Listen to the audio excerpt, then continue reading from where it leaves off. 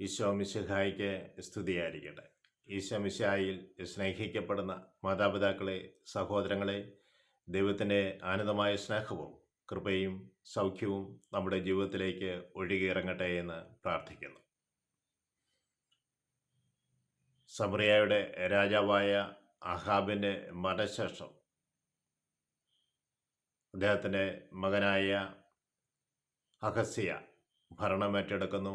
അദ്ദേഹം 2 വർഷക്കാലം മാത്രമേ രാജാവായി തുടരുവാൻ സാധിച്ചുള്ളൂ. അദ്ദേഹത്തിന് പാപഫലമായി അദ്ദേഹത്തിൻ്റെ ജീവിതത്തിൽ തകർച്ചകൾ സംഭവിക്കുന്നു. മട്ടുപ്പാവിൽ നിന്ന് വീഴുന്നു. അവൻ മട്ടുപ്പാവിൽ നിന്ന് എഴുന്നേൽക്കുകയില്ല എന്ന് ദൈവത്തിൻ്റെ പ്രവാചകനായ തിഷ്ബിനായ ഏലിയ പ്രവചിക്കുന്നു. ഇത് കേട്ട്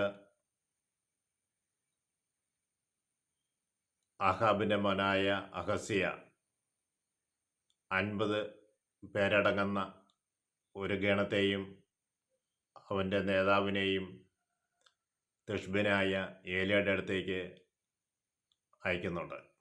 അവർ ചെന്ന് ഏലിയ മലമുകളിലാണ്. അവർ ചെന്ന് ഏലിയായോട് ഇപ്രകാരം പറഞ്ഞു: നീ വേഗം ഇറങ്ങി വരിക, ഇത് രാജകൽപ്പനയാണ്. ദൈവപുരുഷ, നീ വേഗം ഇറങ്ങി വരിക, ഇത് രാജകൽപ്പനയാണ്.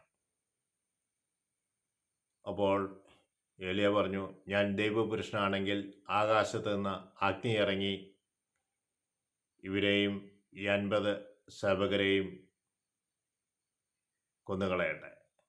അപ്രകാരം സ്വർഗത്തിൽ നിന്ന് ആകാശത്ത് നിന്ന് അഗ്നി ഇറങ്ങി അവരെ അഗ്നി ദഹിപ്പിച്ചു കളഞ്ഞു. വീണ്ടും രാജാവ് നായകനെയും 50 പേരടങ്ങുന്ന ഒരു ഗണത്തെയും ഏലിയയുടെ അടുത്തേക്ക് അയക്കുകയാണ്.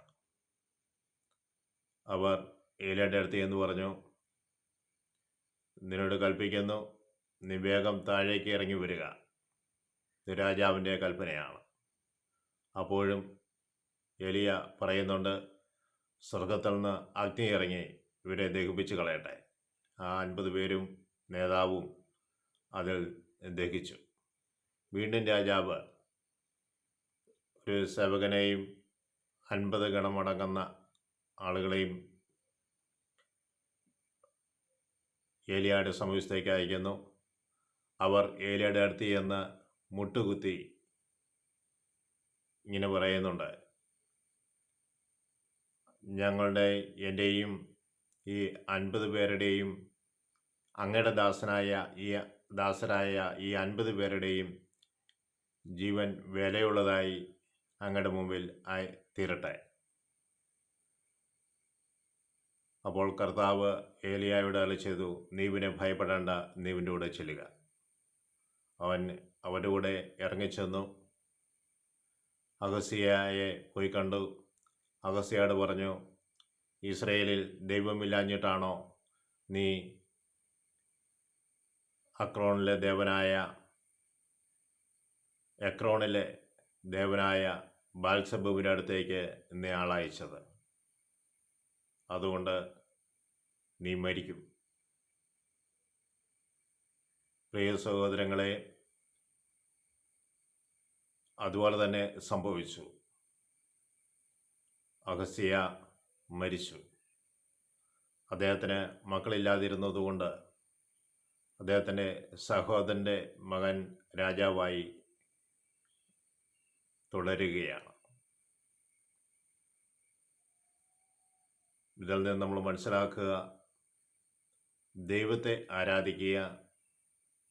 നമ്മൾ മറ്റു പലരും പറഞ്ഞത് കേട്ട് അങ്ങോട്ടും ഇങ്ങോട്ടും ഓടരുത്. രോഗം വരുമ്പോൾ ഇന്ന സ്ഥലത്ത് ചെന്നാൽ, അല്ലെങ്കിൽ ഇന്ന സ്ഥലത്ത് ചെന്ന് അവിടുത്തെ നേർച്ച കാഴ്ചകൾ ചെയ്താൽ നിങ്ങൾ സൗഖ്യപ്പെടും എന്നൊക്കെ ദൈവവിശ്വാസത്തിൽ നിന്ന് വ്യതിചലിപ്പിക്കുന്ന ചിന്തകൾ നമ്മുടെ ജീവിതത്തിലേക്ക് കടന്നു വരാം. കാരണം ആരെ പിടിച്ചാലാണ് രക്ഷപ്പെടുക എന്നൊരു ചിന്ത എല്ലാവരും മനസ്സിലുണ്ടാകാറുണ്ട്. അതുകൊണ്ട് സത്യദൈവത്തെ ആരാധനയിൽ നിന്ന് പിന്മാറി മറ്റു പലതിനെയും പിന്നാലെ പോകുമ്പോൾ തകർച്ചകളുടെ പിന്നാലെ തകർച്ചകളാണ് നമ്മുടെ ജീവിതത്തിൽ ഉണ്ടാകുന്നത് എന്ന് മനസ്സിലാക്കുക. അതിനാൽ ദൈവത്തെ ത്രിത്വൈക ദൈവത്തെ ആരാധിച്ച് നമ്മുടെ ജീവിതത്തെ ക്രമപ്പെടുത്തി നമുക്ക് മുന്നോട്ട് പോകാം. ദൈവത്തിൻ്റെ ആത്മാവ് നമ്മളെ ദൈവത്തിൻ്റെ ആത്മാവ് എപ്പോഴും നമ്മുടെ കൂടെ ഉണ്ടായിരിക്കട്ടെ എന്ന് പ്രാർത്ഥിക്കുന്നു. തൊണ്ടയ്ക്ക് രോഗമുള്ള, ക്യാൻസറുള്ള, തൊണ്ടയ്ക്ക് അസ്വസ്ഥതകൾ അനുഭവപ്പെടുന്ന അനേക മക്കളെ ഇപ്പോൾ ഈശോയെ അങ്ങയുടെ പക്കലേക്ക് ഞങ്ങൾ ഉയർത്തുന്നു. അവരുടെ മേലെല്ലാം അവിടുത്തെ ആണിപ്പാടുള്ള കരങ്ങൾ നീട്ടി അവരെല്ലാവരെയും സൗഖ്യപ്പെടുത്തി അനുഗ്രഹിക്കണമെന്ന് പ്രാർത്ഥിക്കുന്നു. ഞങ്ങളുടെ അമ്മേ, ആശ്രയമാതാവേ, ഞങ്ങൾക്ക് വേണ്ടി വചനം ശ്രവിച്ചുകൊണ്ടിരിക്കുന്ന എല്ലാവർക്കും വേണ്ടിയും പ്രത്യേകമായി മധ്യസ്ഥം വഹിക്കണമേ. പിതാവിനും പുത്രനും പരിശുദ്ധാത്മാവിനും സ്തുതി. ഈശോ മിശിഹായ്ക്ക് സ്തുതിയായിരിക്കട്ടെ.